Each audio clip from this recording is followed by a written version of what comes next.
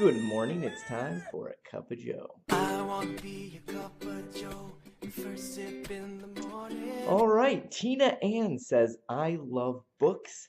I have started buying all my books on my e-readers. I have two, but I have tons of physical books that I'm slowly paring down. It's so hard. Tina, I am right there with you, or at least I was. I've pretty much gotten rid of most of my books, but that was the hardest thing for me to get rid of. That was the last thing I tackled when I became a minimalist was books. I absolutely love books, love having books.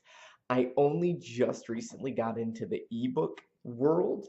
I downloaded the Kindle app on my phone. I'm sure it's probably better having a Kindle. I just didn't want to have one more device. So I just read books now on my phone and I'm absolutely loving it, especially because my library can do ebooks. So I'm like, what have I been missing all this time? I don't even have to go to the library. I can just read a book right there. I still prefer probably reading a physical book, but I love the convenience of being able to read a book on my phone. I can just do it anywhere, and also just not having the extra stuff. So I'm starting to get converted. I will say I never thought I would do that, but I'm starting to go that way. Put in the comments if you guys use e-readers. Do you have a Kindle? Do you put on your books? I'm curious because I used to say, I'm never going to do it physical books only, but it's so convenient, so nice to not have the extra stuff. So thank you, Tina. Good luck with your books. Cup of Joe. Stephanie Alexander says, I'm guessing your wife still won't come on and give her thoughts. It's not true. Erin keeps telling me she's willing to do it. We just haven't made the time yet. And you know what? You guys deserve to meet her eventually, right? So I apologize. I promise you'll meet Erin before she dies. I promise you that. Cup of Joe. Sheila B says, my son has become a tech junkie. I cut his tech time to productive online time when he's here, and he's growing out of having as many toys, so he took to writing online stories. That is awesome, Sheila. See, the internet, computers, technology can be such powerful tools for us, but it's so hard for us to not get distracted and just consume mindless entertainment or even mindful entertainment all the time. So good job with saying, hey, you know what, you have to be productive, and look what's come out of it. He's writing online stories, and that makes me think of when I had my very first laptop. I was a senior in high school, I believe, and we did not have wireless internet. That was not a thing. So we had internet in the house, but I had my laptop up in my bedroom, and I didn't have the internet. And you know what I did? That's when I wrote my very first play, and I wrote a lot of my plays on that laptop, I think, or at least the first few. Because I was a director of a children's theater thing, and so I would write plays on there. And it was easy in a way because there was no Facebook or YouTube to distract me, right? I just wrote, and it was I love those. I love thinking about that. I long for those times when I could use a computer just for writing and there was nothing to get in my way. So cheers, Sheila. Cup of Joe. A Daisy Chain 5 says, when my boys were little in the 80s, they had a minimal amount of toys, but they mainly created their fun. They were outside so much, riding their bikes, building things. They made gigantic maps, just used their imaginations. Today, they live very minimal and travel quite often. They still bike and love being in nature. It's very important to get your children outside so they can obtain a love for the beauty of God's green earth. I love that. That is so beautiful. This comment actually kind of breaks my heart because my kids do not spend a lot of time outside at all. We are finally approaching spring, so I'm hoping that's going to change soon. But they've been cooped up all winter, and you can see sometimes that it just gets to them. They get bored all the time, right? And they think it's because they don't have as many toys as so-and-so. But that's not the case. That's not the case. If anything, it's because they have too many toys and they don't know how to be creative as much. But I think a big part of it is that they're not outside. They actually finally went outside. Yesterday it was really warm. So one of the kids we had the windows open. One of them dropped something out the window. Cordelia, she's like, oh, Dad, I dropped that stick out the window. Can I go get it? I'm like, sure. So she runs outside, picks up the stick, brings it back in.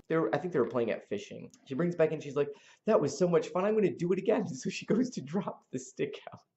The kids started playing a game where they just put the stick out the window. The other kid runs around and grabs it. And I was like, wow, your kids have been cooped up when they think it's fun to go pick up a stick and bring it in the house. Cup of Joe. Eerie Eternal, that's a cool name you got there. I like that. Eerie Eternal says, my oldest keeps his room super minimal, and I started feeling kind of envious of his ability to just throw stuff away, which got me thinking, why can't I throw stuff away? I was getting tired of organizing so much crapola, so I finally chucked a bunch of it out. My house feels way better, but I'm going in for another round soon. So in short, my kid taught me. That's awesome. I love that because I think, and this kind of segues into the next comment, I think that kids are such natural minimalists if we let them kind of get in touch with that. Because as you get old, I mean, look at a baby. Baby, all baby wants to do is eat and poop and be hugged, right? I mean, that's all any of us really want deep down. That's right. Keep that in mind. Are you eating? Are you pooping? And then you don't even think about pooping. That just happens naturally for most of us, right? So eating and being loved, that's all we want to do, is those two things. Which brings us next to our next comment here from Diogenes the Vlog, whose channel you should go and check out right now. Pause, check out, come back. Good. Diogenes the Vlog says, can definitely relate to this. I think kids are natural minimalists. Well, actually, I think minimalist is really just a term for the natural state of all humans. So saying I am raising my kids as a minimalist is more like saying I haven't taught my kids the destructive material ways of society yet. I love that. That's so true. It's like we don't raise our kids minimalist. We're just raising them. You are raising them maximalist. It made me think of Santa and how some people, I have to say I'm raising my kids to not believe in Santa, when really I'm just raising my kids to only believe the truth. You, in fact, are raising your kids under a lie. So it's like that reversal. You don't raise your kids minimalist, you raise them naturally and try to avoid raising them to think they need all the stuff and have all the stuff.